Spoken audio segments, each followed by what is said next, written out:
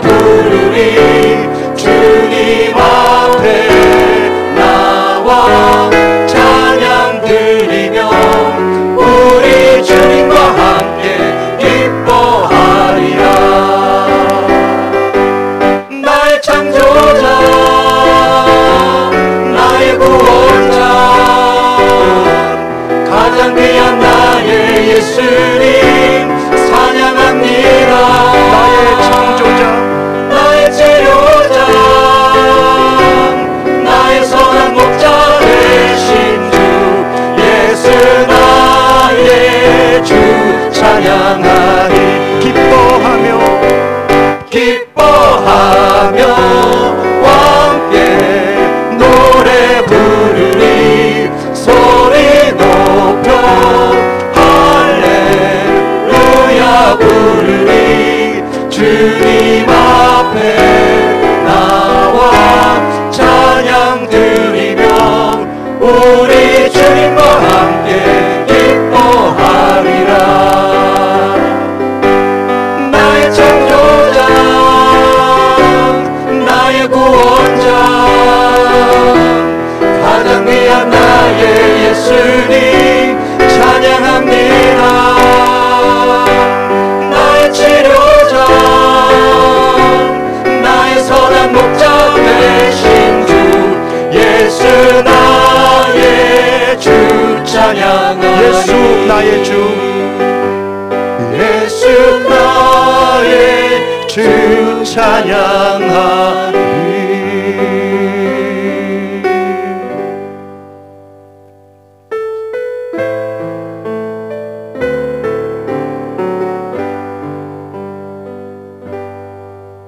영광을 돌리세 우리 하나님께.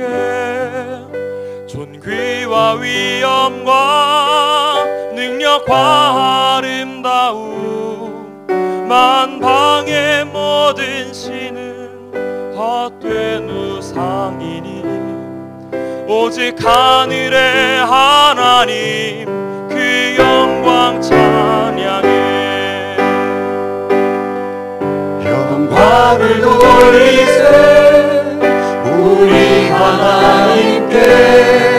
존귀와 위엄과 능력과 아름다움 만방의 모든 신은 헛된 우상이니 오직 하늘의 하나님 그 영광 찬양해. 주님의 영광 주님의 영광 모든 나라 위에 주님의 영광 온 세계 위에 하늘에 계신 우리 아버지 영광 찬양해.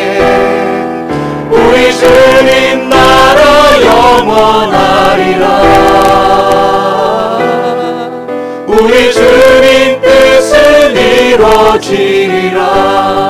영광을 돌리세 영광을 돌리세 우리 하나님께. 존귀와 위엄과 능력과 아름다움 만방의 모든 신은 헛된 우상이니 오직 하늘의 하나님 그 영광 찬양해. 주님의 영광 모든 나라 위에 주님의 영광 온 세계 위에 하늘에 계신 우리 아버지 영광 찬양해. 우리 주님 나라 영원하리라. 우리 주님 뜻은 이루어지리라. 주님의 영광 주님의 영광 온 세계 위에 주님의 영광 온 세계 위에 하늘에 계신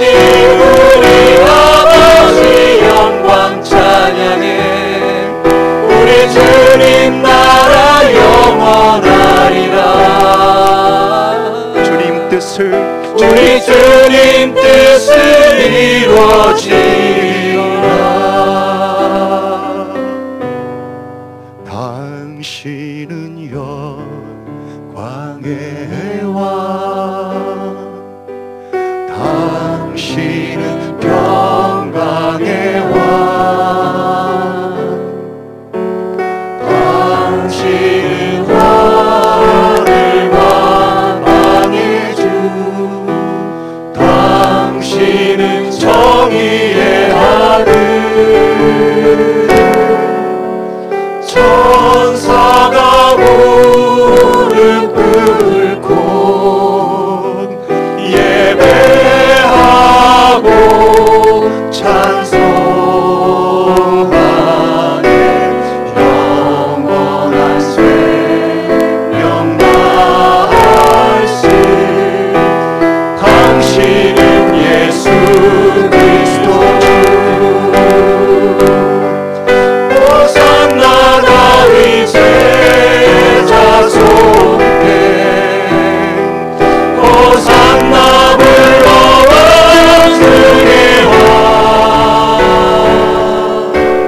높은 하늘에 영광을 예수 주. 모두 함께 일어서서 찬양드리겠습니다.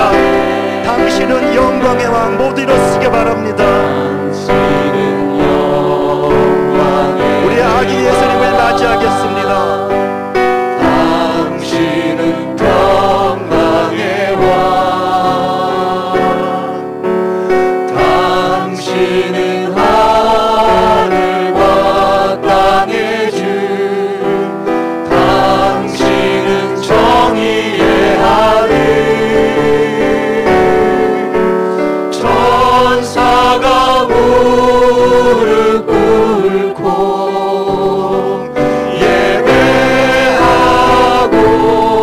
찬송하네.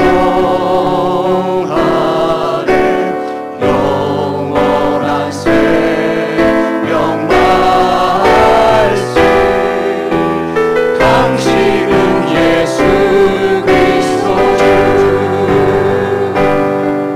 호산나 다윗의 자손에, 호산나 불러왕 중의 왕.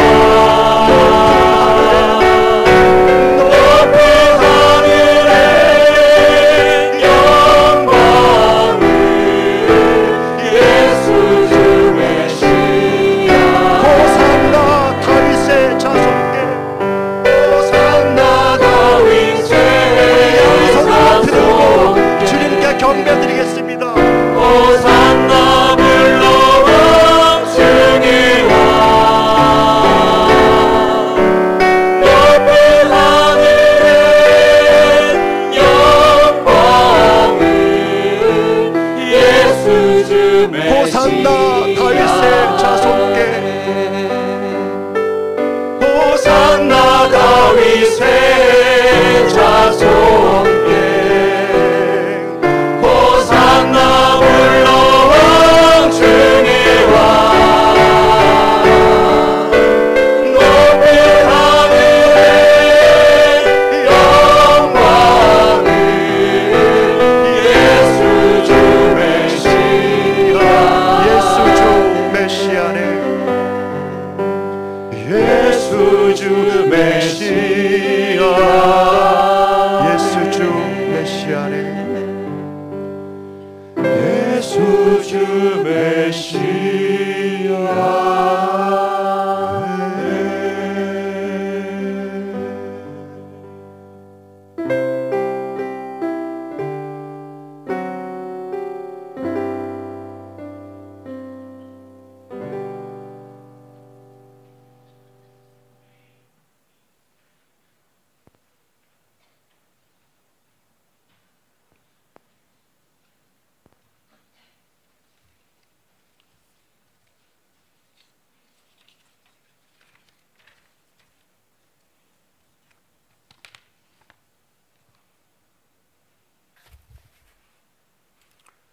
보라, 내가 온 백성에게 미칠 큰 기쁨의 좋은 소식을 너희에게 전하노라. 오늘 다윗의 동네에 너희를 위하여 구주가 나셨으니 곧 그리스도 주시니라. 지극히 높은 곳에서는 하나님께 영광이요 땅에서는 하나님이 기뻐하신 사람들 중에 평화로다. 예수님의 성탄을 진심으로 감사드리며 다 함께 일어서신 채로 묵도하심으로 성탄 마당 기도회를 하나님께 올려드리겠습니다.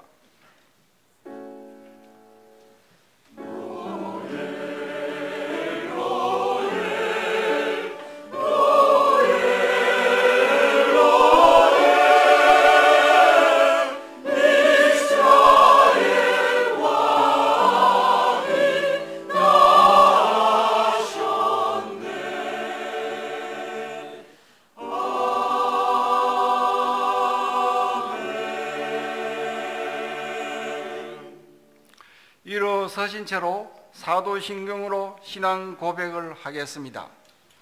전능하사 천지를 만드신 하나님 아버지를 내가 믿사오며 그 외아들 우리 주 예수 그리스도를 믿사오니 이는 성령으로 잉태하사 동정녀 마리아에게 나시고 본디오 빌라도에게 고난을 받으사 십자가에 못 박혀 죽으시고 장사한 지 사흘 만에 죽은 자 가운데서 다시 살아나시며 하늘에 오르사 전능하신 하나님 우편에 앉아 계시다가 저리로서 산자와 죽은 자를 심판하러 오시리라. 성령을 믿사오며 거룩한 공회와 성도가 서로 교통하는 것과 죄를 사하여 주시는 것과 몸이 다시 사는 것과 영원히 사는 것을 믿사옵나이다. 아멘. 자리에 앉으셔서 다 함께 찬송가 116장 동방박사 세 사람을 찬송하시겠습니다. 오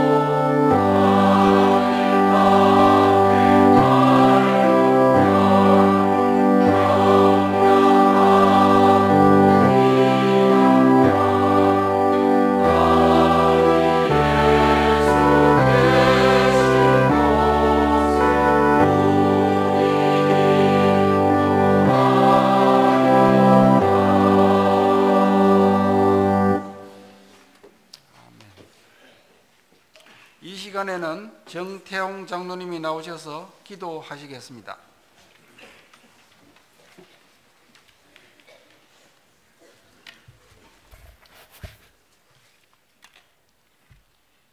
할렐루야.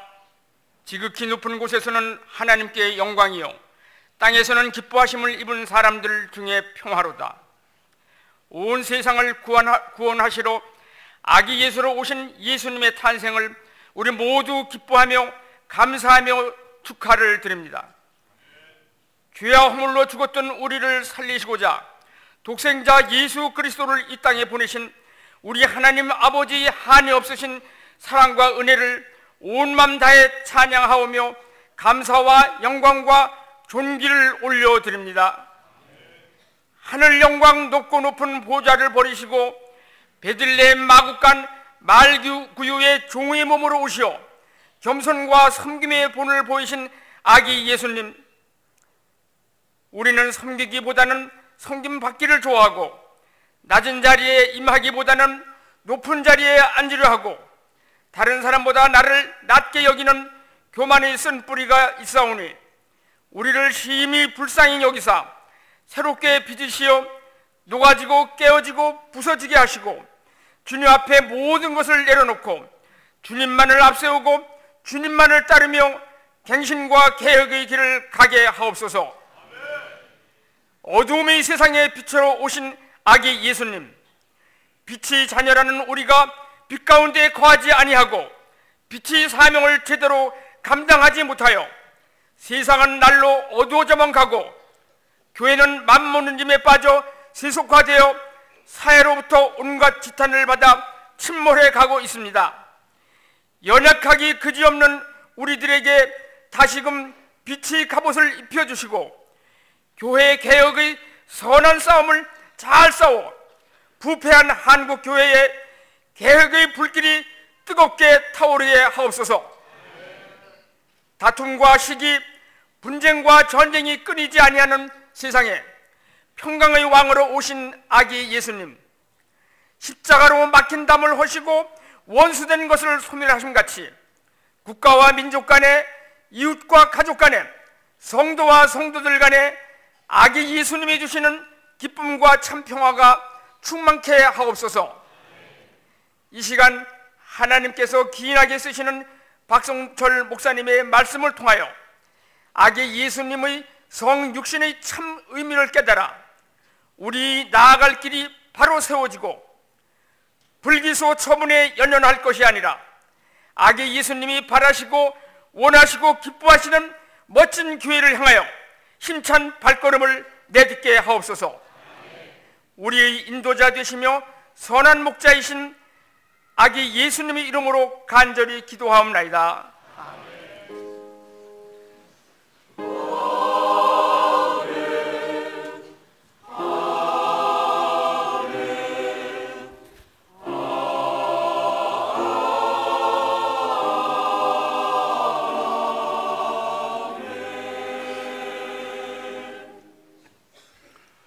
오늘 주실 말씀은 마태복음 2장 1절부터 11절까지입니다. 제가 먼저 1절을 읽고 한 절씩 교독하신 후 마지막 절은 합독하시겠습니다. 헤로드 왕 때에 예수께서 유대 베들레헴에서 나시매 동방으로부터 박사들이 예루살렘에 이르러 말하되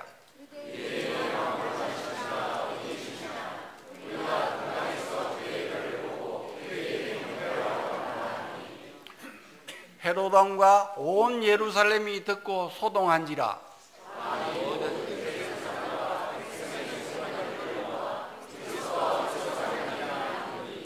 이르되 유대 베들레헴이오니 이는 선지자로 이렇게 기록된 바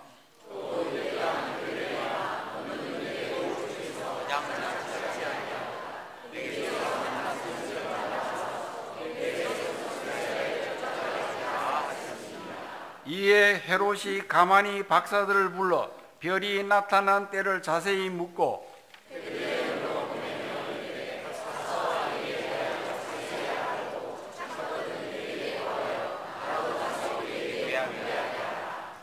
박사들이 왕의 말을 듣고 갈새 동방에서 보던 그 별이 문득 앞서 인도하여 가다가 아기 있는 곳 위에 머물러 서 있는지라.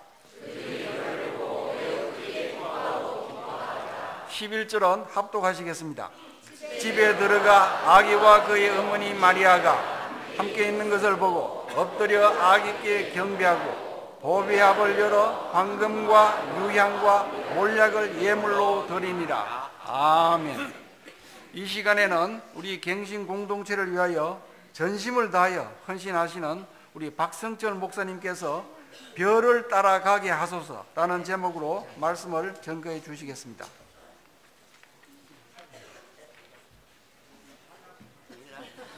죄송합니다.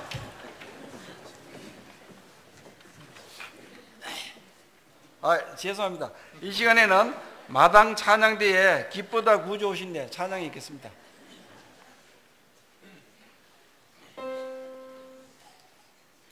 기쁘다 구주 오셨네 한 백성 맞아라 온 교회여 다 일어나 다 찬양하여라 다 찬양하여라 다 찬양하여라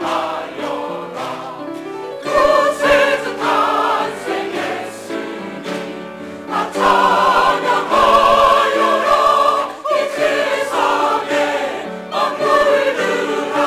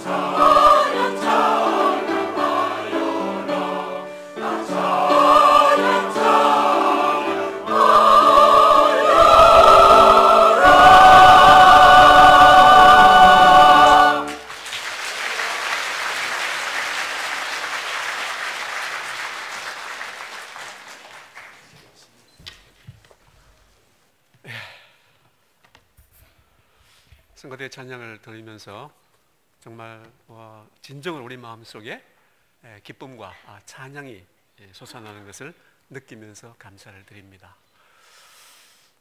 오늘은 어저께는 우리가 저녁에 밤에 우리 어린 아이들과 함께 예수님의 오심을 소망하면서 기쁨을 올려드렸는데, 오늘은 주님께서 탄생하신 성탄절, 주님의 생일을 맞이해서 오늘 우리가 함께 모여서 예배하고 있습니다. 여러분들 성탄절이라 그러면은 제일 먼저 여러분의 마음속에, 여러분들의 기억의 창고 속에 뭐가 이렇게 떠오르시나요? 저에게도 사실 어저께 우리 아이들을 보면서 제가 그 대구에서 연주학교 다닐 때, 그때는 왜 그렇게 추운지 모르겠어요. 추운 날 손을 불면서 교회 가가지고 성탄 연습하고, 또 그 당시만 하더라도 전쟁이 끝난 지 얼마 안 됐기 때문에 대구에도 여러 곳에 미군 부대들이 많았어요. 이제 우리 교회에서 발표하고 나면은 선생님들 우리를 데리고 미국 무대에 가면은 하고 나면은 그 코쟁이 아저씨들이 빵도 주고 초콜릿도 주고 그게 얼마나 그렇게 맛있었는지, 그죠? 예, 그 기억이 있어요.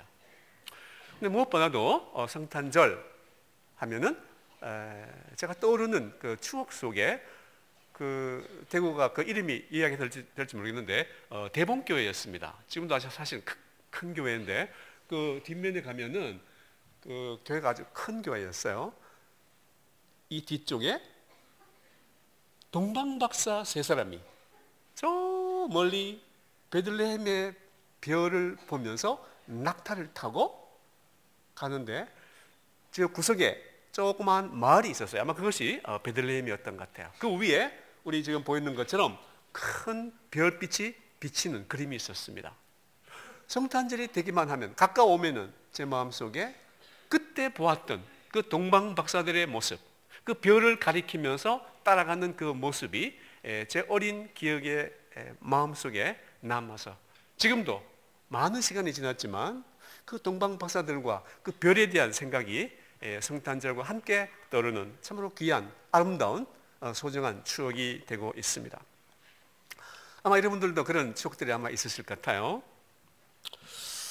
마태는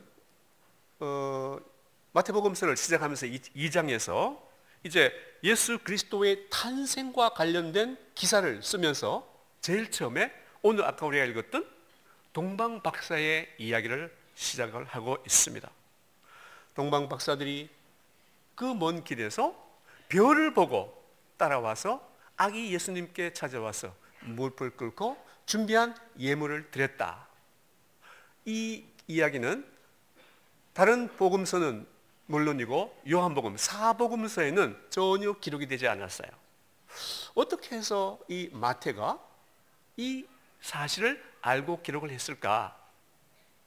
우리는 분명히 성령께서 감동으로 마태는 전혀 보지도 못했고 글쎄 누가 전해주었는지는 모르겠어요. 그러나 오늘 우리가 이 기록을 보면서 정말 상세하게 자세하게 기록된 것을 본다면 그것은 마태의 창작물이 아니라 우리는 믿습니다. 분명히 누가? 성령께서 마태에게 감동으로 이 기록을 하게 하셨다고 믿습니다. 우리가 성경에 들어가서 2000년 전 이 땅에 오셨던 예수 그리스도를 찾아가는 그 동방의 박사들의 이야기를 바라보면서 오늘 우리들의 모습을 한번 생각해 보면 좋겠습니다. 다 같이 우리 본문 1절, 2절을 함께 읽겠습니다. 읽습니다. 시작. 헤롯 왕 때에 예수께서 유대 베들레헴에서 나심에 동방으로부터 박사들이 예루살렘에 이르러 말하되 유대인의 왕으로 나신 이가 어디 계시냐? 우리가 동방에서 그의 별을 보고 그에게 경배하러 왔노라 하니. 동방에서 온 박사들이 무엇을 보고 왔다고 했나요?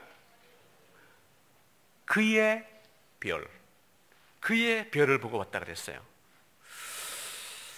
아마도 동방의 박사들은 하늘에 이상한 별을 보고 이 별은 누구의 별이라고요? 그의 별이야 라는 것을 알았다는 것입니다. 단순히 안 것에 그치지 않고 이 별은 왕의 탄생을 나타내는 별이야 라는 어떤 확신을 가졌기에 그 먼 길을 와서 아기 예수님께 경배했다고 믿습니다. 성경에 동방 박사에 대해서는 자세하게 우리에게 알려주는 것이 없습니다. 그래가지고 지금까지 2000년 동안 수많은 성경학자들, 더더구나 천문학자들, 그렇죠? 도대체 어떻게 해서 그 동방의 박사들이 그 하늘의 별을 보고 그 별이, 이 별은 그분의 별이야, 이 별은 왕의 탄생을 나타내는 별이야 라고 확신을 가지고 갈 수 있었을까? 도대체 우리가 지금 바라보고 있는 별이 은하계에만 1000억 개, 그리고 이 은하계와 같은 성단이 또한 1000억 개가 있는데 그 무수히 많은 별 중에서 어떻게 그 별이 왕의 별로서 나타났고 그 별이 박사들을 인도했고 이 부분에 대해서 사실 많은 학설들과 수많은 논문들과 수많은 책들과 수많은 의문들과 제기되었습니다. 제가 설교를 준비하면서 인터넷에서 또 제가 가지고 있는 여러 자료들을 찾아봤어요. 여러분들 천문학에 관심 있는 분들은 16세기의 케플러라는 천문학자를 아실 겁니다. 아주 유명한 분이죠. 이 분도 이 별에 대해서 관심을 가졌어요. 그래가지고 별이 어떻게 해서 나타났을까, 어떻게 보였을까 하는 논문을 쓴 것을 썼다는 기록을 제가 보았습니다. 14세기부터 지금까지 수많은 사람들이 이 별에 대해서 관심을 가지고 있었습니다. 성경에 보면은 이 박사들을 헬라 원문에 보면 마고스라 그랬어요. 마고스라는 말은 오늘날로 우리가 번역을 한다면 점성술사다, 그렇게 보통 이야기를 하고 있습니다. 또는 마법사다. 그러니까 아마 일반인들이 사실 그 당시, 지금도 그렇지만 그 당시에 먹고 살기 어려운 시대에 하늘의 별을 쳐다보면서 연구할 수는 없겠고, 이 천문, 날씨 변화는 특별히 왕의 통치와 관련이 있기 때문에 이 마고스 이분들은 분명히 왕으로부터 위임받은 하늘의 별을 관측하고 날씨와 계절의 변화를 점치를 쓰는 그런 의미에서 점성술사 아니면 마법사, 이렇게 보통 우리가 이야기를 하고 있습니다. 여러분들 아시다시피 매직, 영어의 매직이 이 마고스에서 나왔거든요. 매지션. 이 마고스라는 단어에서 파생된 것이기 때문에 대강 여러분들 아마 의미를 아실 것 같아요. 아마 어쨌든 그 당시에 대단히 높은 직위와 함께 하늘을 바라보면서 살 수 있는, 그래서 왕에게 조언을 하는 어떤 나름대로의 위치를 가지고 있었기 때문에 존경하는 의미에서 마고스 아니면은 마법사, 오늘날에 우리가 번역했던 박사, 아마 이런 칭호를 붙였던 것 같아요. 어느 날 이 박사들이 하늘의 별을 관찰하고 있었는데 이상한 별이 나타났습니다. 아마 혼자는 아니었겠죠? 자기 동료들에게 이야기를 해서 그 별의 모습을 이야기하면서 도대체 저 별이 어떤 별일까? 아마 대단한 논의를 했을 것 같아요. 그런 가운데 박사들은 확신을 하게 되었습니다. 이 별은 분명히 우리가 알고 있는 왕의 별일 거야. 글쎄요, 어떻게 해서 그 박사들이 그 왕의 별이라는 확신을 하게 되었는지 성경이 우리에게 가르쳐주고 있지 않기 때문에 우리는 사실 잘 알지를 못합니다. 그러나 그 박사들은 그것이 일상적으로 자기들이 보았던 별하고는 전혀 다른, 아마 마음속에 그들도 왜인지는 모르지만 왕의 출현을 기다리고 소망했던 그 문의 별이라는 것을 확신하고 자기들이 가지고 있던 기득권, 자기들의 지위, 모든 것을 내려놓고 아마 그 먼 순리의 길을 떠났던 것 같습니다. 글쎄요, 그 별이 어느 정도 높이에서 어느 정도 밝기로 그들을 인도했는지, 우리가 상상하기에 박사들은 낙타를 타고 갔기 때문에 그 별이 무슨 어떤 속도로 갔는지 우리가 짐작할 수는 없지만, 그러나 이 박사들은 그 별이 우리를 왕에게 인도해 줄 거야 라는 믿음을 가지고 그 먼 길을 떠났다는 것입니다. 당대에 그 이상한 별을 본 사람들이 이 사람들 뿐이었을까요? 우리가 동방, 성경에 좀 동방이라고 그랬는데 그 당시는 누가 그 지역을 지배하고 있었나요? 로마 제국이었습니다. 그렇기 때문에 로마가 이야기하는 동방은 어느 나라였을까요? 지금의 그 이라한 지역에 있는, 지금 어느 나라죠? 그 당시로서는 페르시아, 성경에는 파사로 나오죠.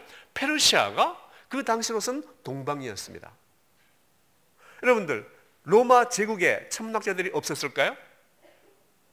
뿐만 아니라 그 인근 지역에서 제대로 된 나라라면 사실은 그 당시 인간의 생각으로서는 하늘의 이 별의 운행과 해와 달의 운행을 관측하는 것이 왕들의 황제의 대단히 중요한 일이었기 때문에 아마 분명히 페르시아만 아니라 로마 제국에도 또 그 인근 여러 나라에도 사실은 천문을 관측하는 관리들이 있었을 것입니다. 그러나 그 별이 왕의 별이라는 것을 발견을 하고 또 확신하고 또 일어나서 모든 것을 내려놓고 길을 떠난 사람들은 페르시아의 이 동방의 박사들밖에 없었습니다. 왜 이 페르시아의 박사들이 그 먼 곳에 있으면서 그 별을 왕의 별로 보고 그 먼 길을 떠났을까? 떠날 수 있었을까? 하는 것이 사실 우리에게 참 의문입니다. 왜 그랬을까요? 아마 그들의 마음속에 그날 그들이 발견한 그 별이 왕의 별이야. 이 별은 우리가 가서 그분 앞에 엎드려서 경배를 해야 할 위대한 왕의 별이야 라는 그런 마음의 소망과 마음의 믿음이 없었다면 아마 가능하지 않았을 것이라고 생각을 합니다. 모르겠어요. 그 당시에 여러 지역에서 로마 제국 안에서도 그 별을 발견한 사람들이 없었다고 우리가 단정할 수는 없을 것 같아요. 있었을 것입니다, 분명히. 그럼에도 불구하고 어느 누구도 이 별이 왕의 별이라는 것을 믿고 길을 떠난 사람들은 없었다는 것을 우리가 본다면 이 페르시아의 동방의 박사들이 하나님께서 예비하신 특별한 분이라는 것을 우리가 알 수 있는 것이죠. 창세기 10장에 보면 우리가 잘 아는 믿음의 조상 아브라함 있지 않습니까? 이 아브라함은 어디에서 출발했었죠? 유프라테스 강의 하류에 있는 우르에서 출발을 했습니다. 그런데 이 아브라함은 특별한 부르심을 받았어요. 성경에 보면은 하나님께서 나타나셔서 아브라함아, 내가 너에게 큰 민족을 이루겠어. 떠나. 하나님의 직접적인 명령을 받고 떠났습니다.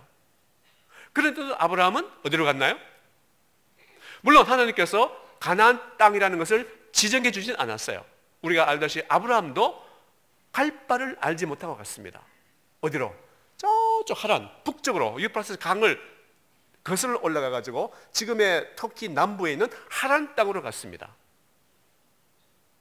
그러니까 어떻게 본다면은 생명을 유지하기 위해서 그 강, 물이 있는 곳을 거슬러 올라갔다가 거꾸로 해서 사실 이 지중해 연을 타고 가나안 땅으로 내려왔었죠. 그런데 우리가 예상하기에 이 페르시아의 박사들은 글쎄요, 물론 별을 따라서 왔긴 하지만 여러분들 당시 페르시아의 수도가 페르세폴리스라는 곳인데 그쪽에서 이 베들레헴까지는 직선 거리로만 약 1200km 정도가 된다고 해요. 여러분들 상상하시겠죠? 지금과 같은 교통수단이 없는 기껏 해봐야 낙타를 타고 대상들이 다니던 그 길, 그 먼 길을 그들이 어떻게 해서 그 길을 떠나겠다고 결단을 할 수 있었을까? 참 놀라운 것 같아요. 그렇죠? 예.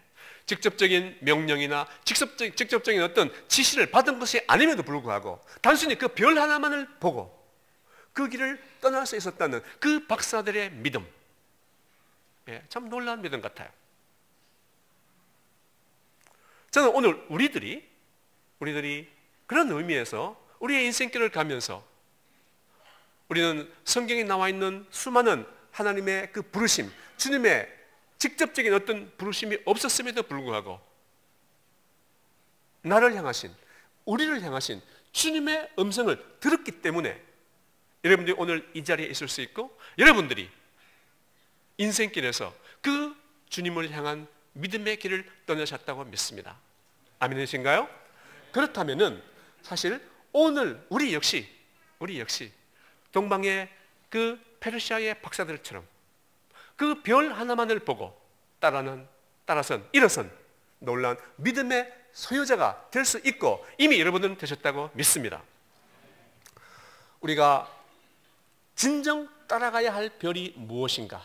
그 별을 발견하는 것도 중요하고 발견한 다음에 확신을 하고 결단하는 것도 중요하고 결단할 뿐만 아니라 일어서서 그 별을 따라서 떠나는 것이 우리 인생에서 얼마나 중요한가 하는 것을 오늘의 이 페르시아의 박사들을 보면서 우리가 좀 생각했으면 좋겠습니다. 박사들은 나름대로 그곳에서 왕으로부터 신임을 받고 존경과 대우를 받고 있는 사람들이었습니다. 떠나지 않더라도 자기가 있는 위치에서 얼마든지 편안한 안락한 삶을 살 수 있는 사람들이었다고 믿습니다. 그럼에도 불구하고 그들은 이 별이 무언가 모르게 자기들의 심령 속에, 마음 속에 내가 가서 그분을 만나고 그분 앞에 무릎을 꿇어야 해 라는 결단을 하게 했기 때문에 일어섰다는 것을 본다면, 악이, 물론 이 페르시아의 박사들은 그분이 어떤 분인지 오늘 우리가 아는 것과 같은 이런 자세한 것은 알지 못했겠지만, 그럼에도 불구하고 하나님께서 부르시는 또 다른 음성을 아마 들었을 것 같아요. 그렇기 때문에 그런 결단을 하지 않았을까. 그런 의미에서 오늘 우리는 이미 어저께 우리가 함께 축제를 했고, 또 오늘 오신 예수 그리스도, 또 언젠가 다시 오실 그 예수 그리스도 앞에 무릎을 꿇는 것이 얼마나 위대한 일이고 얼마나 귀한 일이고 얼마나 소중한 일인가 하는 것을 다시 한번 생각을 해보게 됩니다. 하나님께서 왜 그렇다면은 멀리 있는 사람들에게, 가까이 있는 박사들, 가까이 있는 사람들도 많이 있었을 텐데 왜 그렇게 멀리 있는 박사들에게 그 별을 보여주고 오게 하셨을까? 사실 그것도 우리가 잘 이유를 알지 못합니다. 여러분들 2절을 보십시오. 힌트를 얻을 수 있는 것이 박사들이 유대인의 왕으로 나신 이를 찾았어요. 아까 우리가 읽었죠? 결국 이 말을 보면은 이 페르시아의 박사들은 그 왕은 유대인의 왕이다.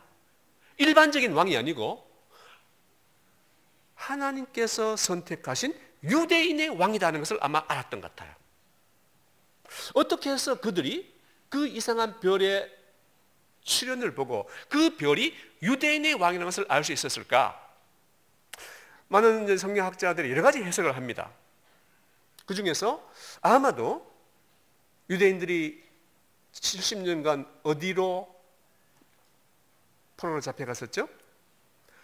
바벨론에 포로로 잡혀갔습니다. 아까 우리가 유프라테스 강을 했는데 이 동에 있는 그 당시 페르시아 이전의 제국이 바벨론이었는데 이 바벨론에 포로로 잡혀가지고 70년 동안 있었어요. 아마도 그때 유대인들이 잡혀가면서 성경, 그 당시에는 구약 성경이었죠. 구약 성경을 가지고 가지 않았을까. 그래서 일부 사람들이 귀환을 했지만 거기에 남아있던 사람들이 통해서 그 구약 성경이 시간을 이어서 대대로 아마 그들에게 전해지지 않았을까, 이렇게 보는 학자들이 있습니다. 또 어떤 학자들은 그때 많은 분들이 다시 유대 땅으로 귀환을 했지만 귀환하지 않고 그 페르시아 땅에 남아있던, 바벨론이 멸망하고 페르시아가 대제국을 이루면서 거기에 남아있는 디아스포라 유대인이 아닐까, 또 이렇게 보는 분들도 있습니다. 우리가 정확하지는 않지만 어쨌거나 이 페르시아의 박사들이 자기들이 마음속에 유대 땅에 유대인의 왕으로 오시는 그분을 기다리고 소망하고 뭔가 모르게 마음속에 그분에게 경배하자면 안 되겠다는 어떤 그런 열망이 있었기 때문에 가능하다고 우리는 보고 있습니다. 민수기 24장 17절 말씀을 한번 가보겠습니다. 네, 지금 나오네요. 함께 읽을까요? 시작. 내가 그를 보아도 이때의 일이 아니며 내가 그를 바라보아도 가까운 일이 아니로다. 한 별이 야곱에게서 나오며 한 규가 이스라엘에게서 일어나서 모압을 이쪽에서 저쪽까지 쳐서 무찌르고 또 셋의 자식들을 다 멸하리로다. 예, 이게 보니까 야곱에게서 나오면 한 별이 야곱에게서 나오며, 예, 별 이야기가 나오죠.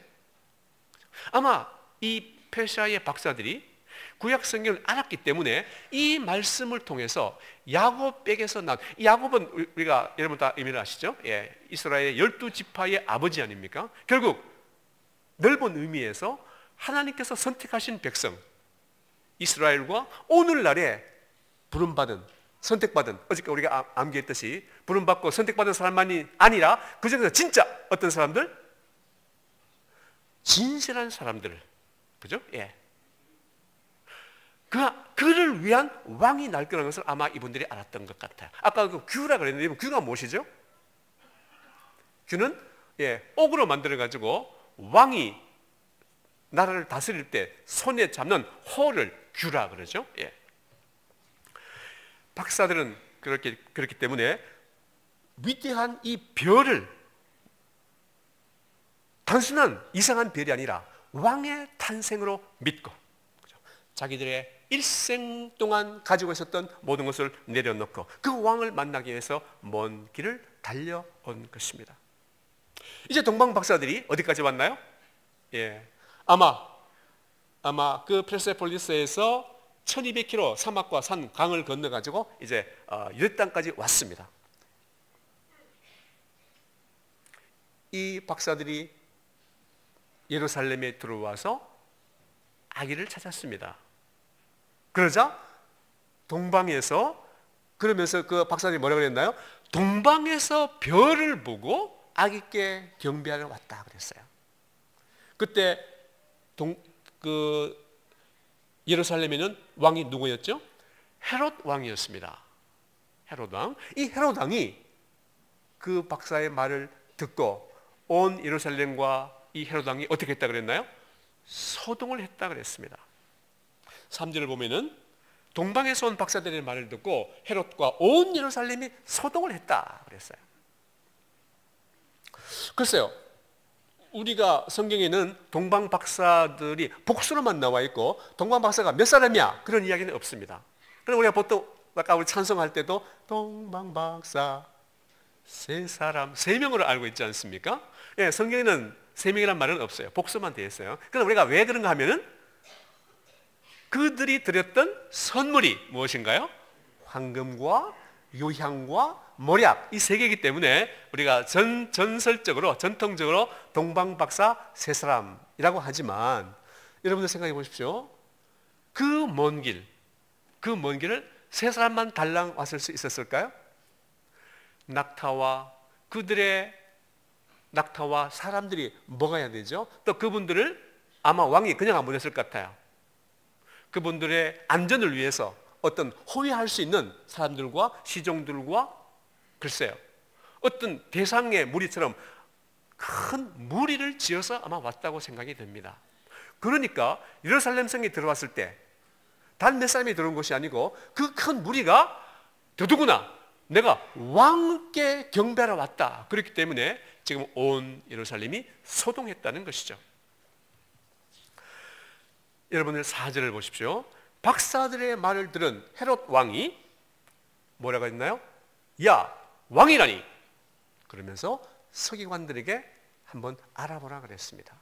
그때 이 서기관들, 여러분 서기관들은 구약 성경과 이 모세영에 통달한 사람들이었죠. 이 서기관들이 어디를 찾아서 주었을까요? 예, 우리 지금 마태복음 2장 얘기 나오는데 미가서 5장 2절에 있는 말씀이에요. 미가서 2장 5절 6절에 있는 말씀인데 그것이 그대로 마태가 기록을 했습니다. 5절 6절 다시 읽겠습니다. 한번 마태복음 2장 5절 6절 한번 보여주세요. 함께 읽습니다. 시작. 이르되 유대 베들레헴이오니 이는 선지자로 이렇게 기록된 바 또 유대 땅 베들레헴아 너는 유대 고을 중에서 가장 작지 아니하도다. 내게서 한 다스리는 자가 나와서 내 백성 이스라엘의 목자가 되리라 하였음이니이다. 6절의 말씀은 미가 선지자의 예언을 기록한 것인데 예수님의 탄생을 알리는 이 별을 바라보고 온 페르시아의 박사들도 분명히 이 미가서의 말씀 또 아까 우리가 했던 그 민수기에 있는 말씀들을 아마 다 보고 알았을 것 같아요. 실제로 기록을 찾아보면은 예수님 탄생이 정확하게 2000년 전이 아니고 BC 4년 내지 5년 전이거든요. 우리나라 삼국 유사에 이 별에 대한 기록이 있습니다. 중국에도 이 별에 대한 기록이 있습니다. 그러니까 그 별은 단순히 박사들에게만 보인 건 아니었어요. 전 우주적인 현상이었기 때문에 그 당시의 별을 기록한 수많은 천문학적인 연구 결과들이 있습니다. 누구보다도 메시아를, 유대인의 왕을 기다려왔던 그 페르시아의 박사들, 사실은 페르시아 이 박사는 어렴풋하게 구약의 내용을 알았겠지만 박사들하고 하면 비교할 수 없을 정도로 더 메시아를 기다리는 사람이 누구들이었을까요? 유대인들이었습니다. 그런데 박사들이 그 먼 길에서 그 별을 따라서 예루살렘까지 왔음에도 불구하고 정작 유대 땅에 있던 성경학자들, 랍비들, 서기관들, 제사장들, 바리새인들, 사두개인들 어느 누구도 그 별에 대해서 관심을 두지 않았다. 도대체 이걸 우리가 어떻게 받아들이고 해석을 해야 할 수 있을까요? 결국 이 말은 유대인들이 겉으로는 메시아를 기다리고 메시아를 소망한다고 했으면서도 하늘에 나타난 그 이상한 별, 그 먼 곳에 있는 박사들까지, 동방에 있는 사람들이 발견했던 그 별을 발견하지 못했다는 것은 유대인들의 마음속에 진정한 의미에서 참 메시아를 기다리는 마음이 없었다는 것을 우리가 여기에서 볼 수 있다는 것입니다. 우리가 뭘 보고 알 수 있을까요? 박사들이 왕궁에 들어가서 그 소란을 피웠고 아기 예수가 예루살렘이 아닌 베들레헴에서 난다는 것을 알고 다시 나왔을 때 성경에 보면은 어느 누구도 유대인 중에서 그 박사들을 따라갔다는 말이 없는 것을 본다면 겉으로는 메시아를 기다리고 소망하면서도 진정한 의미에서 그 메시아를 마음속으로 받아들이고 박사들과 함께 길을 떠난 사람이 없다 하는 것이 오늘날에 우리가 교회의 모습을 보면서 겉으로는 예수를 믿고 겉으로는 하나님을 믿는다고 하면서도 진정한 의미에서 그 예수 그리스도를 나의 왕으로 믿는 사람들이 그렇게 많지 않다는 것을 비교해 볼 수 있는 것 같습니다. 2000년 전 초림하신 예수 그리스도, 그분은 반드시 다시 오시겠다고 성경에 무수히 기록이 되어 있습니다. 우리가 어저께도 암송했지 않습니까? 어린 양은 만주의 주요 만왕의 왕이심으로 그들을 이기실 터이요 또 그와 함께 있는 자들 곧 부르심을 받고 택하심을 받은 진실한 자들도 그리하리 이기리로다. 오늘 우리가 암송은 잘하고 있습니다. 요한계시록에 그렇게 신약성경에 그렇게 무수히 많은 예수 그리스도의 재림을 이야기하고 있지만 끝으로는 그 재림을 기다린다고 하면서도 진정한 의미에서 예수 그리스도의 재림을 기다리는 마음이 우리에게 없는 것을 우리가 어떻게 해석을 해야 할까? 참 안타까운 오늘의 현실을 우리가 바라보고 있지 않습니까? 여러분들은 그런 의미에서 진정으로 아기 예수로 오신 그분이 나의 왕이심을 믿으시나요? 예. 그분이 언젠가 다시 이 땅에 재림하실 것을 믿으시나요? 예. 저는 믿습니다. 최소한 이 자리에 계신 분들은 그런 의미에서 누구보다도 더 다시 오실 예수 그리스도, 허물어나는 교회를 바라보면서 아픔을 가지고 이 자리에 오셨다고 믿습니다. 지금 이 동방 박사들이 별을 보고 따라왔어요. 그 별이 이 동방 박사들 어디로 인도하려고 했겠습니까? 베들레헴으로 인도하려고 했겠죠. 그런데 이 동방의 박사들은 어디로 들어갔습니까? 베들레헴이 아닌 예루살렘 성으로 들어갔습니다. 물론 여러분들 지도를 보면은 예루살렘과 베들레헴 그렇게 먼 거리는 아니에요, 사실. 그러니까 하늘에서 떠 있는 별을 보고 그 별이 예루살렘이 아닌 베들레헴을 갔을 거야. 그렇게 보기는 사실 유대 땅의 지리를 잘 모르는 박사들로서는 어쩔 수 없는 현상이라고 생각할 수는 있습니다. 물론 별은 아무리 별이 밝다 하더라도 낮에는 별이 안 보이죠. 또 밤에 만약에 보름달이 떴다면 사실 그 별을 보기가 쉽지가 않습니다. 아무튼 왜 이 박사들이 끝까지 베들레헴으로 가지 않고 예루살렘으로 들어갔을까? 마태는 이 부분에 대해서는 또 설명을 하지 않아요. 그래서 우리가 상상을 할 수밖에 없습니다. 왜 그랬을까? 아마 박사들은 물론 베들레헴에서 왕이 태어난다는 것을 알았을 것입니다. 또 분명히 예루살렘 성에 들어갔을 때 헤롯 왕이 서기관들을 통해서 아까 우리가 보았던 그 미가서의 베들레헴에서 분명히 알았죠. 그러나 박사들은 최소한 왕이라면 어디에서 태어날 거라고 생각을 했을까요? 예, 왕도인 예루살렘에서 태어났을 거야. 아마 그렇게 생각하고 이제 점점 유대날에 가까워 오면서 베들레헴으로 가지 아니하고 예루살렘 성으로 들어간 것이 아니었을까, 그런 생각을 해보게 됩니다.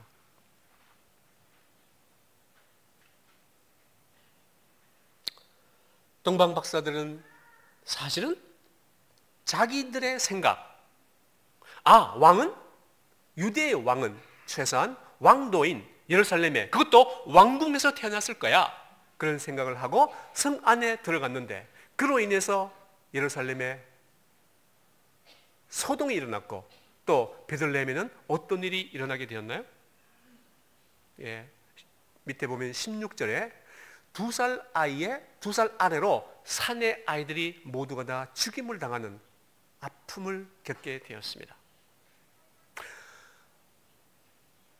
우리가 별을 보고 떠났다면 그 별이 인도하는 대로 끝까지 따라가야 되는데, 중간에 어떤 연유에서든 나의 생각, 나의 지혜, 나의 경험, 나의 어떤 것 때문에 내가 그 별을 순간적으로 잃어버리게 된다면, 오늘 우리가 성경에서 보는 대로 그 죄 없는 어린아이들이 죽음을 당하는 그 아픔이 오늘의 우리의 삶에서, 또 우리가 지금 이 길을 가고 있으면서 혹시 우리에게도 그런 일이 생기는 것은 아닌가, 우리 자신들의 모습을 돌아보면 좋을 것 같아요. 박사들은 끝까지 별을 따라가야 했음에도 불구하고 아마 어떤 선입견이 있었겠죠. 왕은 분명히 왕도에서 났을 거야, 그러면서 예루살렘 성으로 들어간 것 때문에 비참한 이 결과를 본다면, 우리가 우리의 인생길에서, 내가 믿는 그 신앙의 길에서 내가 믿은 그 말씀의 별을 따라가다가 순간적으로 내 생각을 옆으로 다른 길로 가게 된다면, 그로 인해서 오는 우리의 아픔, 혹은 우리의 어떤 시험과 연단이 우리를 힘들게 하는 것을 우리가 가끔 경험하지 않습니까? 그런 의미에서 페르시아의 이 박사들의 모습 속에서 우리가 깨달아야 할 것은, 내가 한번 마음의 결단을 하고, 물론 그것이 100% 정확할 수는 없겠지만, 내가 분명히 이 부분은 주님께서 내게 주신 말씀의 별이야, 내가 주님께서 나를 향해서 보여주신 그 별이야 라는 믿음이 있다면, 우리는 최소한 그 별을 따라서, 그 말씀을 따라서 끝까지 가는 믿음이 필요하다고 믿습니다. 박사들이 헤롯 왕을 만나가지고 한 말이 7절 8절에 있습니다. 여러분 7절 8절 다 같이 읽어볼까요? 헤롯 왕이 한 말이에요. 시작. 이에 헤롯이 가만히 박사들을 불러 별이 나타난 때를 자세히 묻고 베들레헴으로 보내며 이르되, 가서 아기에 대하여 자세히 알아보고 찾거든 내게 구하여 나도 가서 그에게 경배하게 하라. 헤롯은 박사들에게 뭐라 그랬나요? 당신들이 가서 만약에 아기를 발견하면은 내게 와서 구하면 나도 가서 그에게 경배하겠다. 이 말은 헤롯의 진심이었을까요? 예, 진심이 아니었습니다. 우리는 알고 있지 않습니까? 거짓이었습니다. 실제로 그것 때문에 아까 이야기했듯이 베들레헴에 참극이 일어난 것을 우리가 본다면, 오늘날 교회 안에서 또 기독교 역사에서 끝까지 믿음의 길을 가다가 그 길을 지키지 못한 것 때문에 오는 기독교 역사의 아픔, 우리가 많이 보지 않습니까? 어떻게 본다면 지금 우리가 우리의 눈으로 보고 있는 현실이기도 합니다. 세상의 왕은 만났지만 그들이 바라던 유대인의 왕은 만나지 못한 박사들은 이제 왕궁을 나왔습니다. 그리고 그들의 길을 갔는데 성경에 보니까 뭐라 그랬나요? 또 다시 그 별이 나타났다 그랬어요. 예, 저도 이 말씀을 읽으면서 참 이상하다. 하나님께서 끝까지 좀 붙들어 주시지 않고 왜 그렇게 하셨을까? 그러나 그것은 하나님의 잘못이 아니라 박사들의 어떤 연약함, 우리 인간의 연약함 같았어요. 아무튼 박사들은 내가 가던 길을 잘못 들었어. 그래서 다시 왕궁을 나와서 자기들의 길을 갈 때 하늘에 그 별을 발견하고, 성경에 뭐라 그랬나요? 그 10절을 보니까 그들이 별을 보고 매우 크게 기뻐하더라. 예.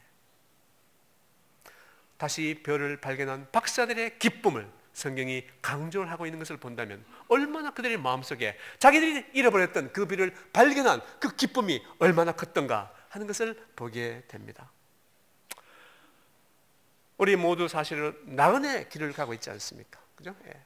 하나님께서 우리에게 은혜를 주셔서 우리들에게 부르심을 통해서 구원의 길을 허락하시고 말씀을 통해서 내가 평생 이 말씀을 따라 믿고 가야 할 별을 우리에게 주셨다고 믿습니다. 저도 사랑의 교회에 와서 다시 한번 그 주님을 나의 주님으로 고백할 수 있게 된 것이 얼마나 감사한지 모르겠어요. 여러분들은 지금 여러분들의 인생길에 어떤 별을 내가 따라가야 할 별로 보고 따라가시고 계신가요? 박사들은 하나님께서 보이신 그 별을 따라서 그 1200km나 되는 직선 거리로만 어쨌든 그 먼 길을 왔다가 제일 마지막에 잘못감으로 인해 가지고 아픔을 겪었던 것을 우리가 본다면 여러분들께서도 내가 가던 길이 나는 바로 간다고 하지만 이 길이 잘못 들었다면 돌아서서 다시 한번 나를 향하신 그 주님의 부르심에 그 말씀의 별을 따라서 새롭게 결단하는 것이 필요합니다.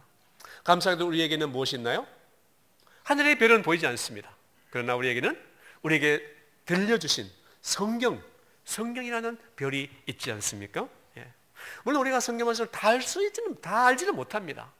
그럼에도 불구하고 내게 깨달음을 주시는, 내게 은혜를 주신 그 말씀을 붙잡고 우리가 끝까지 나아가는 것이 필요하다고 믿습니다. 지난 한 해를 돌이켜보면서 우리에게는 사실 기쁨도 있었고 마음의 아픔과 슬픔도 있었습니다. 연말이 되면서 우리가 마음의 생각도 분주하고 또 실제적인 어떤 여러 가지 시간에 바쁜 가운데 하나님께서 성탄절을 이렇게 연말에 주신 이유가 뭘까? 물론 여러 가지 유래가 있습니다만은 저는 이렇게 성탄절을 연말에 주신 이유가 우리가 이 세상의 바쁜 가운데 돌아다가 다시 한번 박사들처럼 하늘을 쳐다보고 아기로 오신 예수 그리스도를 생각하면서 나를 향하신 그 별을 다시 한번 마음속에 생각하고 다지는 기회를 주시기 위해서 성탄절을 연말에 주신 것이 아닌가 이런 생각을 해보았습니다.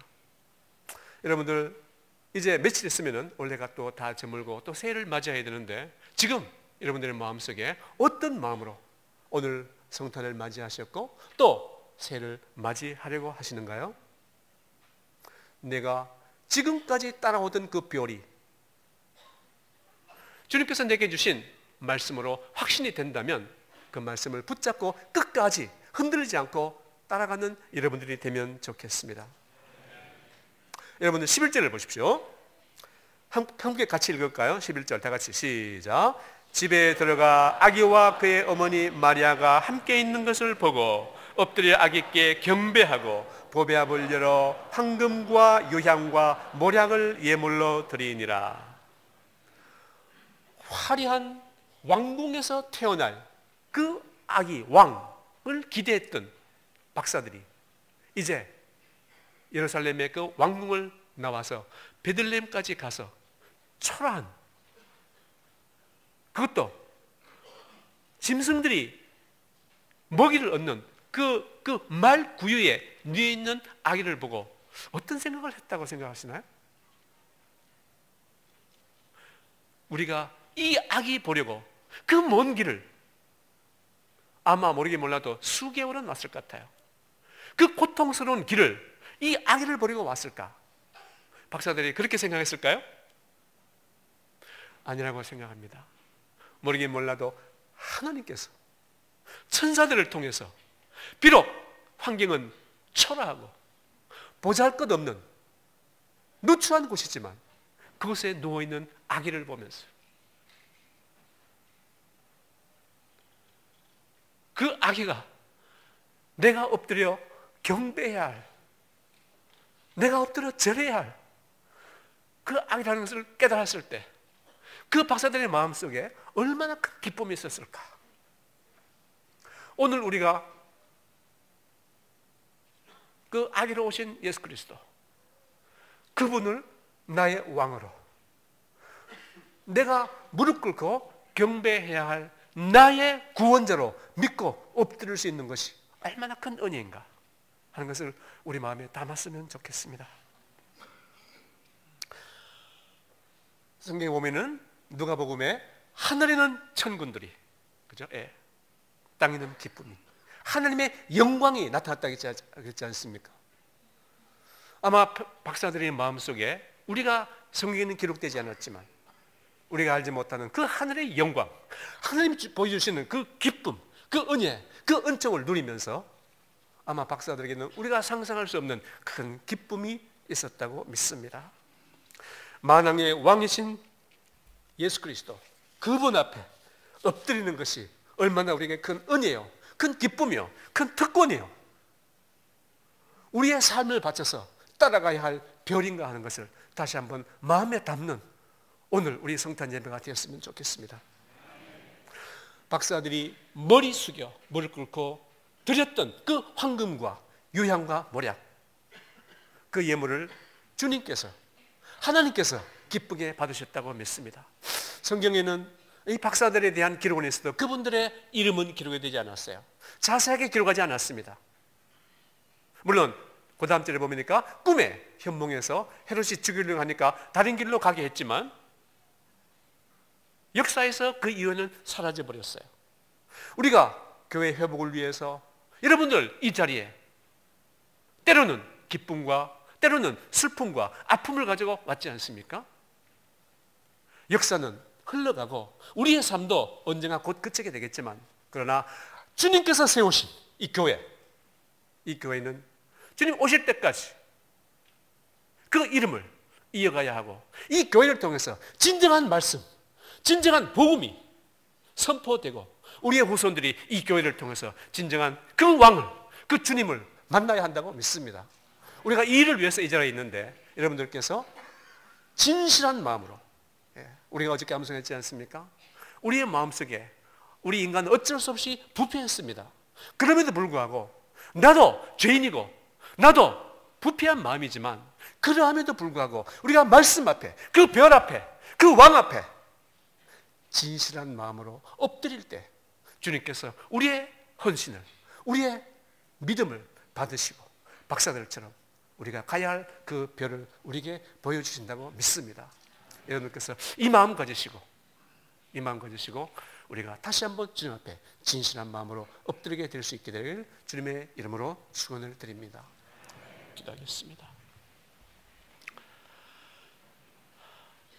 2000년 전 어둡고 춥고 절망뿐이었던 이 땅에 만왕의 왕으로, 만주의 주로, 아기의 모습으로 오신 그 주님을 경배했던 그 페르시아의 박사들, 오늘 우리가 말씀을 통해서 그 박사들의 마음을 오늘 우리의 마음으로 받기를 소망합니다. 아버지 하나님, 오늘 주 앞에 경배하기 위해서 나온 사랑하는 주님의 모든 백성들을 주의 품에 안으시고 2000년 전에는 이 땅에 참으로 연약하기 짝이 없는 아기의 모습으로 오셨지만 언젠가 다시 이 땅에 오실 때는, 재림하실 때는 철장을 손에 드시고 온 심판자로 오심을, 그 주님을 우리의 주님으로, 우리의 왕으로 믿습니다.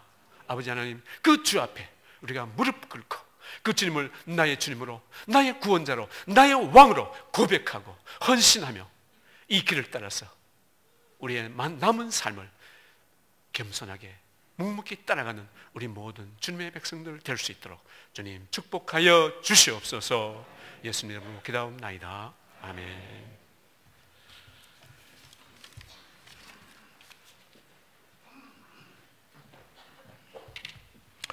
목사님 귀한 말씀 주셔서 감사합니다. 이 시간에는 찬송가 122장 참 반가운 신도요를 다 같이 찬송하시겠습니다.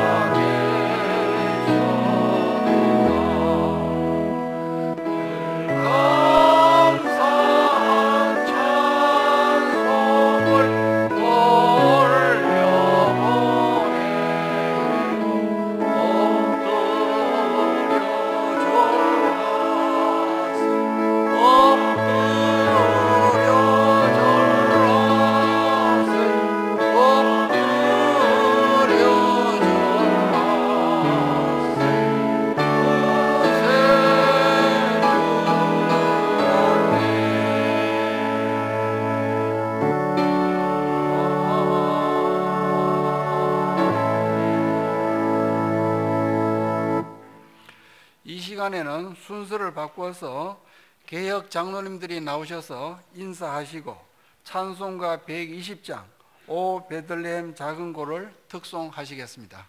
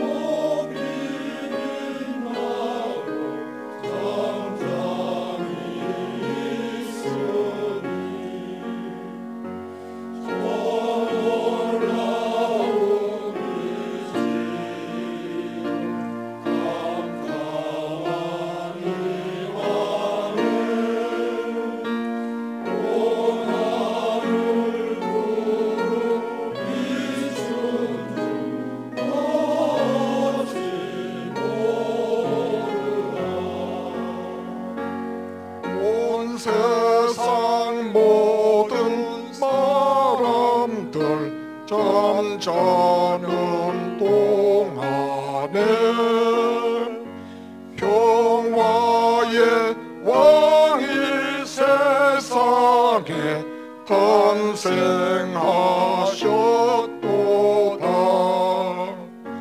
저 새벽 별이 홀로 그 일을 아는다. 밤새껏 귀한 그 일을 말없이 지켰네.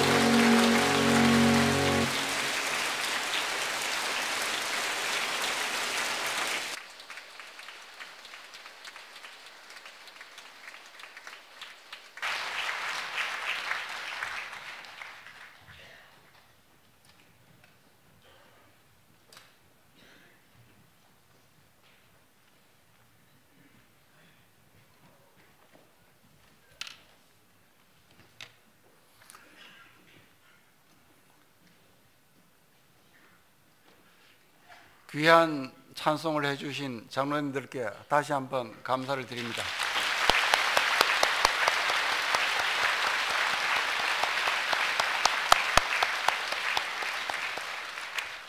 이 시간에는 우리의 회개와 사랑의 교회 회복과 갱신을 위해서 온 마음과 정성을 다해 한마음으로 기도하는 시간을 갖겠습니다. 강태우 집사님 나오셔서 기도회를 인도해 주시겠습니다.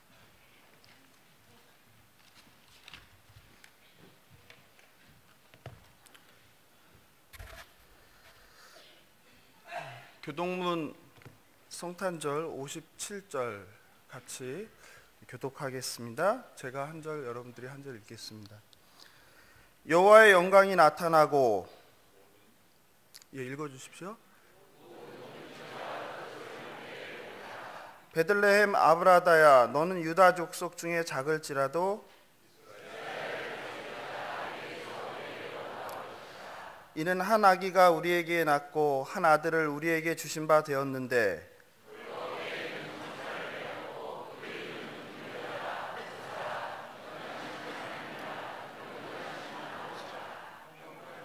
영존하시는 아버지라 평강의 왕이라 할 것임이라. 또 다윗의 위에 앉아서 그 나라를 굳게 세우고 지금 이후 영원토록 공평과 정의로 그것을 보존하실 것이라. 천사가 이르되 무서워 말라. 보라, 내가 온 백성에게 미칠 큰 기쁨의 좋은 소식을 너희에게 전하노라. 오늘날 다윗의 동네에 너희를 위하여 구주가 나섰으니 곧 그리스도 주시니라. 아멘.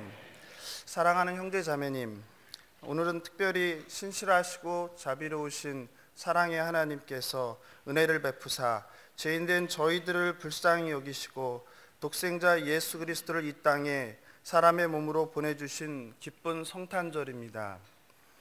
또한 우리 마당 공동체에게는 꼭 1년 전 겹겹이 쌓인 담벼락과 자물쇠를 뚫고 강철판으로 꽉 막힌 예배당 문을 열고 용역들의 방해를 넘고 파괴된 예배당, 전기도 안 들어오는 예배당에 눈물을 흘리면서 들어와 마당 기도회를 이곳에서 드린 지 꼭 1년이 되는 날이기도 합니다.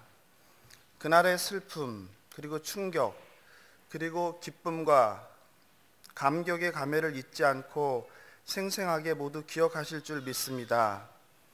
깜깜한 지하 계단을 한 걸음 한 걸음 발을 조심하여 내려오면서 흘리던 눈물을 잊을 수가 없습니다. 주위에 냉기가 가득한 예배당에서 추위에 손을 호호 불면서 기도회를 했던 것을 잊을 수 없습니다. 주님께서 이 땅에 오신 가장 기쁘고 감사한 날, 파괴되고 어지럽게 폐허처럼 변해버린 교회 마당과 예배당을 바라보면서 느꼈던 슬픔과 통렬한 아픔을 경험한 2013년 크리스마스를 잊을 수 없습니다. 많은 사건과 우여곡절에도 불구하고 우리들 모두 떠나지 않고 이곳에 남은 자로 지금까지 남아 하나님을 찬양하고 기도하게 하심이 주의 은혜임을 고백합니다. 먼저 하나님께서 여기까지 우리들을 인도하여 온 것이 이 모든 것들이 주의 은혜임을 고백하는 감사의 기도를 드렸으면 좋겠습니다. 첫 번째, 만물보다 부패하고 오염된 저희들의 죄를 대신 지시고 구원의 은혜를 선물하기 위해 육신의 몸으로 이 땅에 오신 예수님과 보내신 하나님께 감사의 기도를 드립니다. 두 번째, 저희들에게 추위와 더위를 피하고 눈과 비를 피할 기도처소를 허락하여 주심을 감사드립니다. 세 번째, 저희들에게 매주 귀한 하나님의 말씀을 선포해 주시는 목사님을 보내주심을 감사드립니다. 네 번째, 1년이 넘는 긴 시간 속에서도 마당 공동체가 흩어지지 않고 인내하며 여기까지 오게 하심을 감사드립니다. 마지막으로 2014년 여기 계신 사랑하는 형제 자매님 각자의 삶 가운데 함께 하신 임마누엘 하나님의 은혜에 감사를 드리며 다 함께 기도하겠습니다. 하나님, 영원하시고 불변하시고 신실하신 하나님 아버지 감사합니다. 아버지, 때로는 아버지를 기쁘게 해드리지 못하고 내 육체의 정욕에 사로잡혀서 아버지를 실망시킬 때도 많았음을 고백합니다. 하나님, 2014년 참 많은 일들이 있었습니다. 아버지, 특별히 마당 공동체를 불쌍히 여겨주셔서 하나님 이곳에서 우리가 함께 모이게 하시고 아버지의 마음을 깨닫게 하시고 아버지, 저희들의 죄를 돌아볼 수 있도록 허락하여 주심을 감사합니다. 하나님, 어려운 환경이지만 매주 말씀을 선포해 주실 귀한 목사님을 보내주심을 감사합니다. 하나님, 그러나 저희들의 연약함으로 아버지 이곳에서도 저희가 자기 의를 드러내고 부패하고 부족한 모습을 아버지 보게 됩니다. 하나님, 저희들을 용서하여 주시옵소서.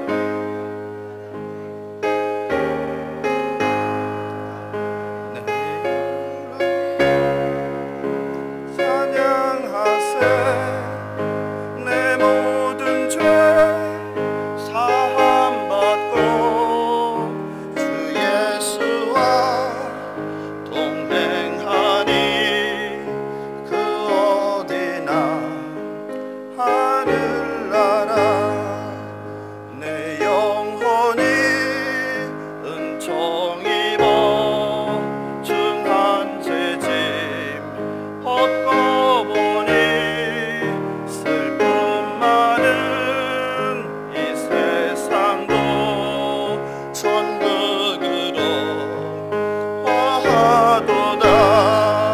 할렐루야 찬양하세 내 모든 죄 사함받고 주 예수와 동행하니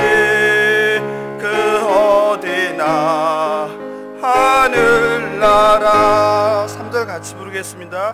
높은 산이 거친 들이 소막이나 궁궐이나 내 주 예수 모신 곳이 그 어디나 하늘나라 할렐루야 찬양하세 내 모든 죄 사함받고 주 예수와 동행하니 그 어디나 하늘나라.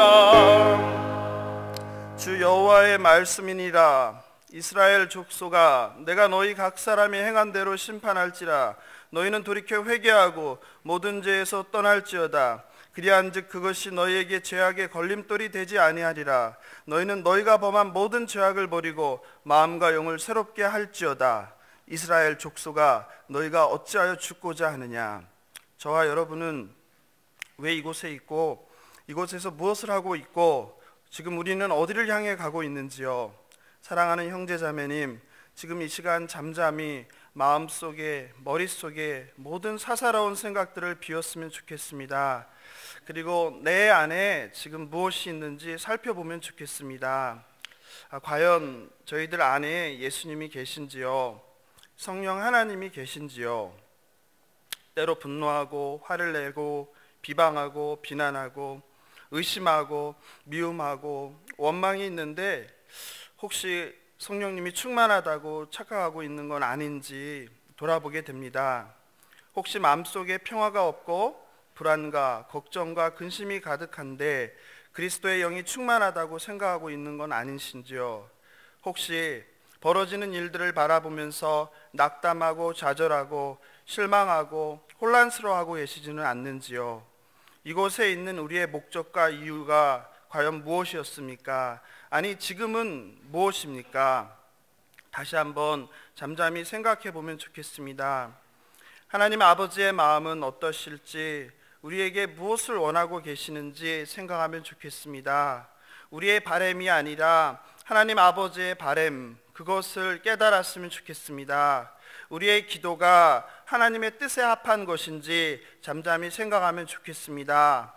만물보다 거짓되고 심히 부패한 것은 마음이라 누가 능히 이를 알리오마는 나 여호와는 심장을 살피며 폐부를 시험하고 각각 그의 행위와 그의 행실대로 보응하나니. 이 시간 각자 2014년을 돌아보면서 행했던 말과 또 행동 또 마음으로 생각했던 것들에 대해서 회개의 기도를 하겠습니다. 이 시간 회개의 영을 달라고 기도했으면 좋겠습니다. 첫 번째, 습관적이고 형식적인 회개, 예배, 기도, 신앙생활을 회개합니다. 두 번째, 타인의 허물을 보고 비난하고 비판하였음을 회개합니다. 형제의 눈 속에 티끌이 아니라 내 눈 속에 들보를 보길 원합니다. 세 번째, 타자를 위한 삶이 아닌 나 자신만을 위한 이기적 삶을 살았음을 회개합니다. 네 번째, 함께 잘해야 함을 모르고 나만 잘하면 된다고 이기적 신앙생활을 했음을 회개합니다. 다 함께 기도하겠습니다. 하나님,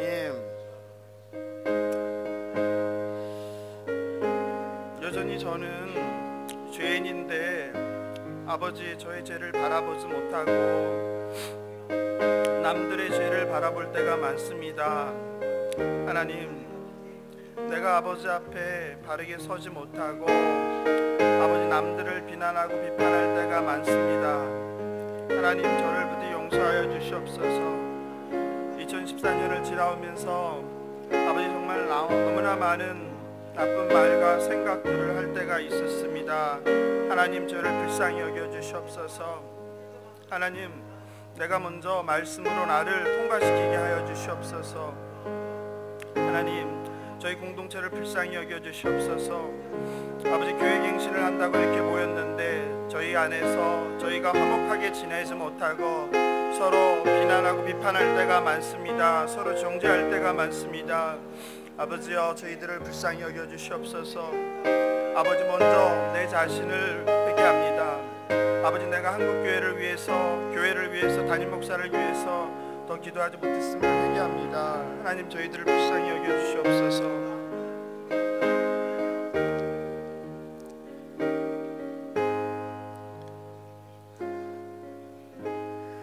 찬송가 469장 내용은 그 깊은 데서 부르겠습니다.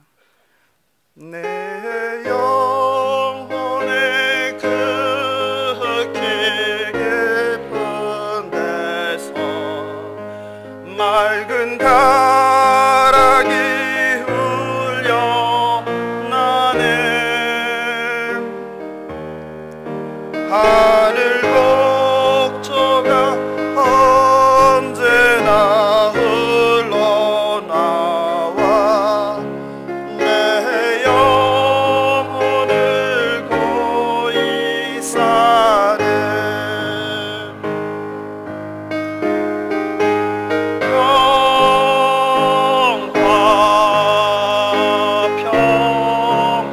평화로다. 하늘 위에서 내려오네.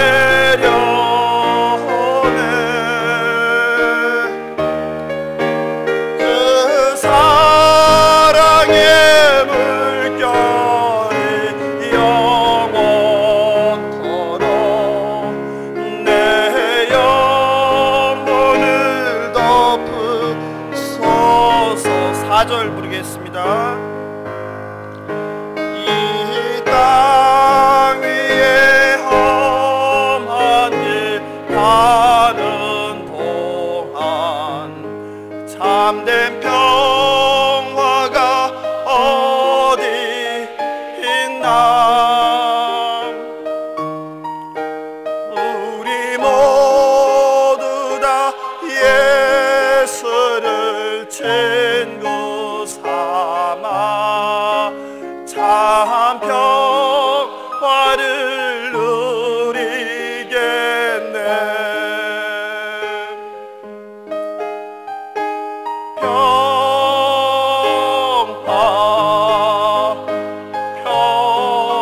평화로다. 하늘 위에서 내려오네.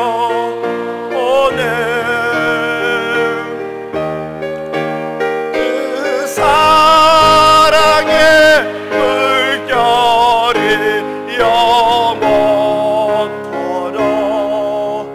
내 영혼을 덮으소서. 하나님이여, 사슴이 시냇물을 찾기에 갈급함같이 내 영혼이 주를 찾기에 갈급하나이다. 내 영혼이 하나님 곧 살아계시는 하나님을 갈망하나니 내가 어느 때에 나아가서 하나님의 얼굴을 배울까. 사람들이 종일 내게 하는 말이 내 하나님이 어디 있느냐 하오나 내 눈물이 주야로 내 음식이 되었도다. 내 영혼아, 네가 어찌하여 낙심하며 어찌하며 내 속에서 불안해하는가. 너는 하나님께 소망을 두라. 그가 나타나 도우심으로 말미암아 내가 여전히 찬송하리로다. 아멘. 세 번째 기도 제목은 우리 안에 성령 충만함과 우리 성령의 열매 맺는 삶을 위해서 기도하길 원합니다. 모든 문제의 답은 말씀에 있습니다. 모든 우리 인생의 답도 오직 예수 그리스도의 십자가입니다. 모든 교회의 문제의 답도 오직 십자가와 성령의 능력임을 믿습니다. 하나님의 독생자이신 예수 그리스도의 성육신과 십자가의 대속은 우리 인간들을 향한 하나님의 사랑의 절정임을 깨닫습니다. 성령 충만과 성령의 열매 맺는 삶을 통해 삶의 예배를 드리는 저희가 되기를 기도합니다. 첫째, 성령 충만과 성령의 열매 맺는 삶을 통해 삶의 예배를 드리길 기도합니다. 둘째, 나는 죽고 오직 내 안에 예수 그리스도만 살게 해주시고 저희들의 삶의 주인이 되어 주옵소서. 셋째, 주님이 찾으시는 그 한 사람 예배자가 되길 원합니다. 함께 기도하겠습니다.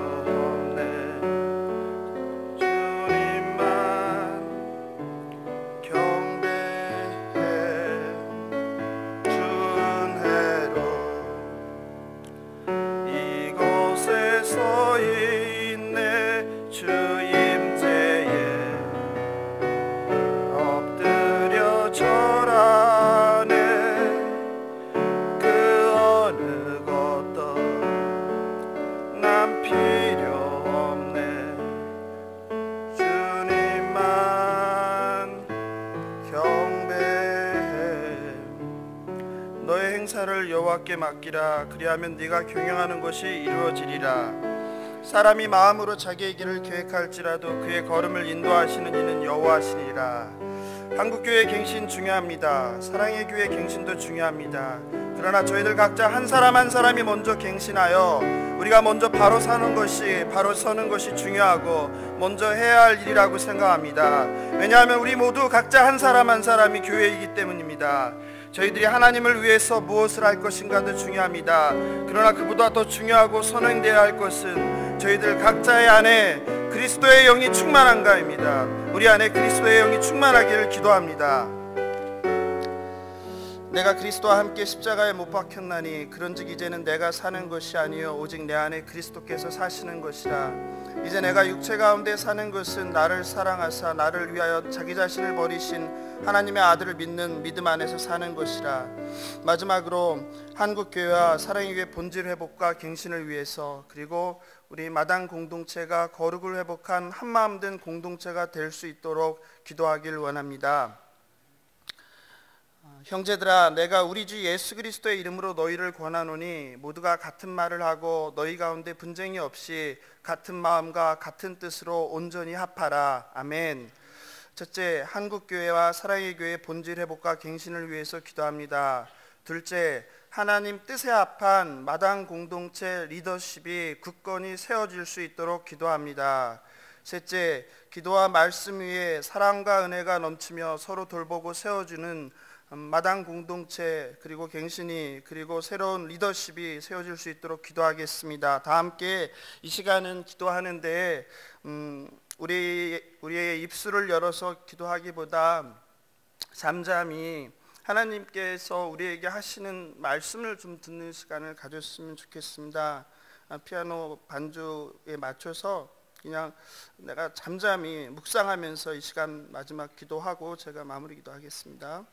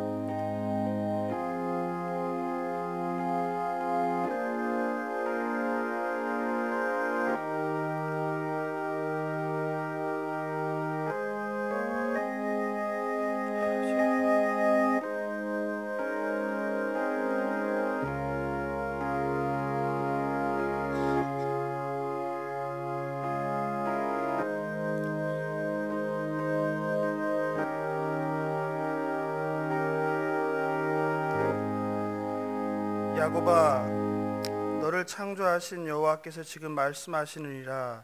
이스라엘아, 너를 지으신 이가 말씀하시느니라. 너는 두려워하지 말라. 내가 너를 구속하였고 내가 너를 지명하여 불렀나니 너는 내 것이라. 네가 물 가운데로 지날 때 내가 너와 함께할 것이라. 강을 건널 때 물이 너를 침몰하지 못할 것이며 네가 불 가운데로 지날 때 타지도 아니할 것이요 불꽃이 너를 사르지도 못하리니 대저 나는 여호와 네 하나님이여 이스라엘의 거룩한 이여 네 구원자임이라. 아름답고 만민을 위해 기도하는 아버지의 집이 강철판으로 용접되고 자물쇠로 잠기고 초롱성처럼 외벽으로 막히고 폐자재가 마당에 쌓여있던 예배당을 보며 참 많이도 울었습니다. 한 발 한 발 불 꺼진 한기가 가득한 예배당 계단을 내려오며 느꼈던 참담한 마음과 다시 찾은 기쁨이 교차했던 이곳에서 우리들의 눈물과 한탄, 기쁨과 감사가 쌓이며 어느덧 1년이라는 시간이 지났습니다. 여기까지 인도하신 주님의 은혜에 감사와 찬양을 드립니다. 하나님, 무엇보다도 저희 공동체 안에 분열의 영, 의심의 영, 교만의 영이 다 떠나게 하시고 회개의 영을 부어주시고 모두가 성령님이 기뻐하시는 한마음 되게 해 주옵소서. 무엇보다도 형식적이고 의무적이고 습관적인 예배가 아니라 우리를 새롭게 하사 온몸과 온마음으로 드리는 삶의 예배를 드리는 저희 되게 해 주옵소서. 특별히 하나님 마당 공동체에 하나님 마음에 합한 리더십이 잘 세워지고 길을 잃고 방황하는 불쌍한 양들을 사랑으로 돌보고 바른 길로 인도해 주옵소서. 마당 공동체가 사도행전의 초대교회처럼 날마다 마음을 같이하여 성전에 모이기를 힘쓰고 집에서 떡을 떼며 기쁨과 순전한 마음으로 음식을 먹고 하나님을 찬미하는 사랑과 기쁨의 공동체 되도록 인도하여 주옵소서. 길이요 진리요 생명이신 우리 주 예수 그리스도 이름으로 감사하며 기도합니다. 아멘.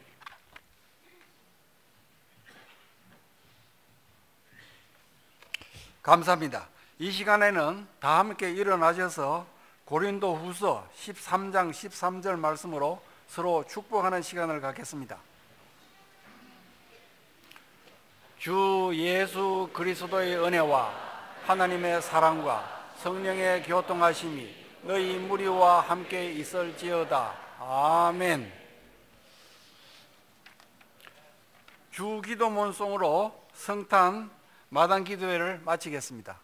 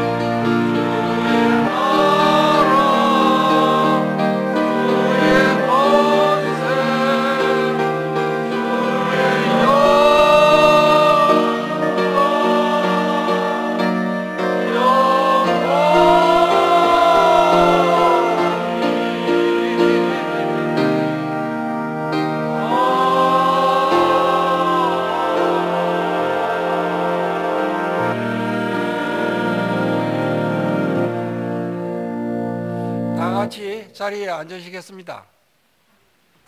오늘